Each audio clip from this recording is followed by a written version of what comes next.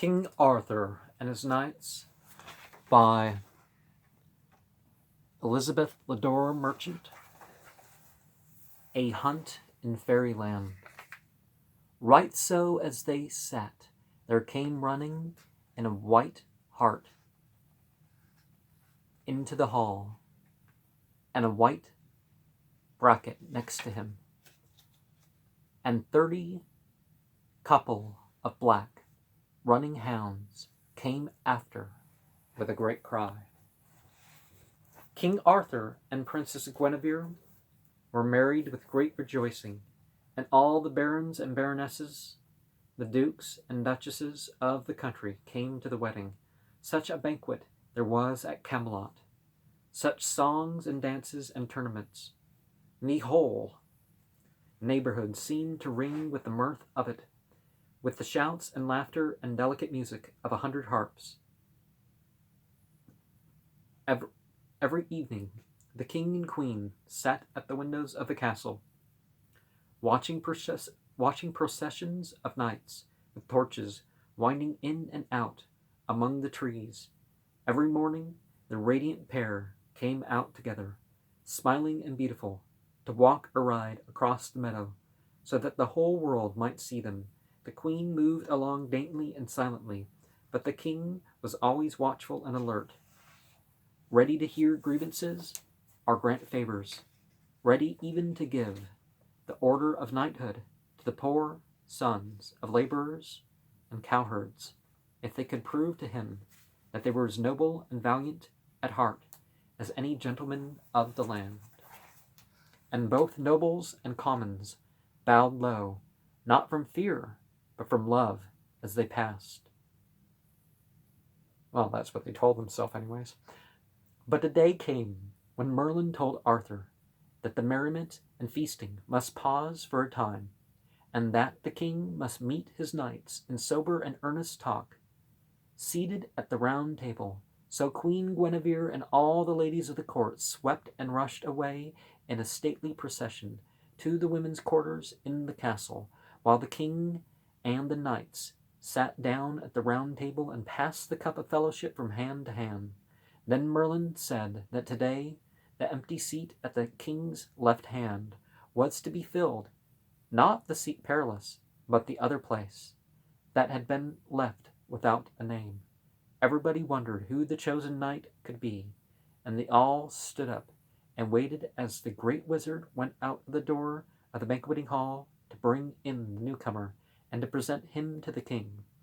After a minute or two, the sound of a galloping horse was heard throughout the window. A powerful, swift horse, which came with thundering hooves over the drawbridge of the moat. A knight's armor clashed in the courtyard. A knight's small silken banner fluttered against the casement. Merlin's voice spoke a greeting, and deep, full, joyous tones echoed in reply. Down the corridor tramped the heavy feet of the stranger, and in the doorway his form showed, tall and broad. Merlin took his hand and led him forward, and King Arthur gave a cry of amazement, for it was none other than King Pellinore, the knight who had set up his tent by the side of the woodland fountain, and who had been left lying in an enchanted sleep the last time that Arthur had seen him. But King Arthur was pleased, oh, very pleased indeed. He bore the other king no ill will for having broken his own royal sword, and very nearly his own royal head as well, in their mighty battle among the forest trees. Stepping forward, he greeted his old enemy warmly, declaring that he was a right goodly and noble knight, worthy to become a member of the Round Table. Pellinore said in reply that he was proud of many things in his life. Well, it'd be better to be pleased than proud, but never prouder than at this moment, when he stood in the halls of Camelot and received the greeting of Camelot's king.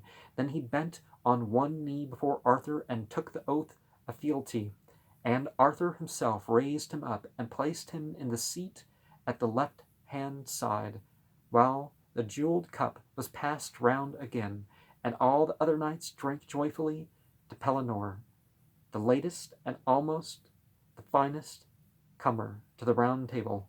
And now Merlin made a sign to Arthur, and the knights sprang.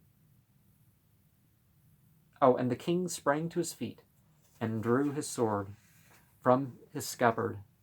As one, the other swords flashed. There was a moment's pause. Then all the brave voices rang out together, standing side by side, shoulder to shoulder, their unsheathed swords glittering and their heads erect. The knights of the Round Table thundered out the words of that vow. I can't help but think that this is the spirit that the Ku Klux Klan tries to represent, not them supporting the Ku Klux Klan, but they stand in a circle doing their vows, and instead of a sword, they got a flame. Never seen it in person. The sound of the vow was still in the air, and not one of the company had sheathed his sword, when a great commotion arose under the windows of the castle. Hounds were baying, horns were blowing, and a little dog seemed to be barking with all its might.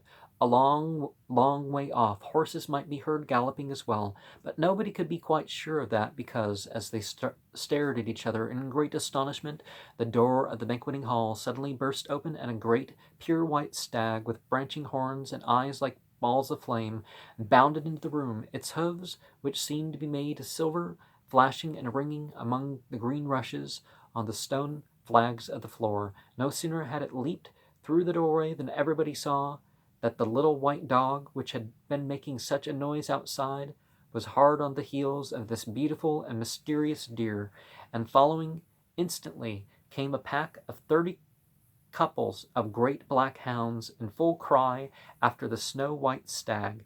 But of followers and huntsmen there was not a sign, only the sound of fairy horns blowing in the air and the galloping of unseen horses very far away. Round the big banqueting hall swept this strange hunt, which was, in very truth, a hunt from Fairyland. Just as the great white stag reached the place where a young handsome knight was sitting, the little dog sprang up at it, so that the big beautiful creature leaped almost over the young knight's head. And this knight was called Sir Gawain, and the stag knocked him from his feet in its flight from the little dog and the baying pack of hounds. Such a noise there was in the banqueting hall. Sir Gawain sprang up quite bewitched, and catching up the little dog, joined the hunt, not knowing that it was a fairy hunt, and would lead him no one could tell whither. Away he ran out of the room and out of the castle, and putting the little dog on his horse, just as huntsmen always did, went galloping off after the snow-white stag, with 30 couples of coal-black hounds racing alongside. But no sooner was he gone out of the door than a beautiful maiden on a prancing white pony on a prancing white pony came in at another door and rode down to the middle of the hall. Pulling up her dainty steed, she called to King Arthur to go after Sir Gawain and to bring back the little fairy dog which he had stolen. "The little dog is mine," cried this beautiful unknown lady. "The knight has had no business to take it away. Remember the vow, King Arthur. Remember the vow. I am a lady in distress, and, as such, you have sworn an oath to help me." King Arthur sat silent, his hand on his sword, and his eyes cast down.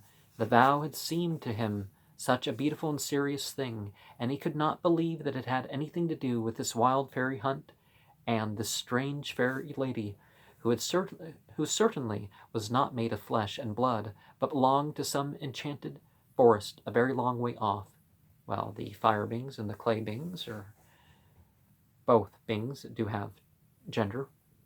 He heard the noise of the black hounds and of the grumbling of my stomach,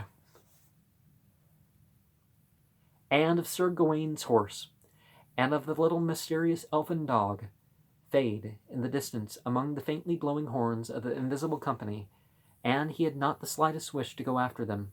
He wanted to stay quietly in his royal castle with his beautiful royal bride. As he hesitated, another startling and quite unexpected visitor came noisily in through the wide open door. This time it was a strange, shadowy knight, almost as large as a giant, dressed in black armor, and riding a huge black horse. He trotted up to the lady, and without a word to anybody seized her pretty white pony by the bridle. Then he wheeled his horse about and rode quickly out of the door again, leading the lady's pony and taking no notice of her cries and tears. It all happened so quickly that not a single knight of the Round Table had time to spring to the lady's rescue, nor even to see the face of the shadowy knight in the black armor. As they all stood breathless and amazed, King Arthur suddenly found his voice and cried aloud in ringtones to Merlin, the magician. "Tell me, O great wizard," he cried, "what is the meaning of all this magic? Whence did the fairy stag and the fairy hounds and the fairy lady and the shadowy black knight come? Was it not from your own enchanted forest, where stands the perilous castle in the middle of the valley of no return?" Merlin, whose face had been hidden under his magician's hood, suddenly flung away the covering. Everybody saw him for a moment as an old man with a long white beard, wearing a crown of mistletoe.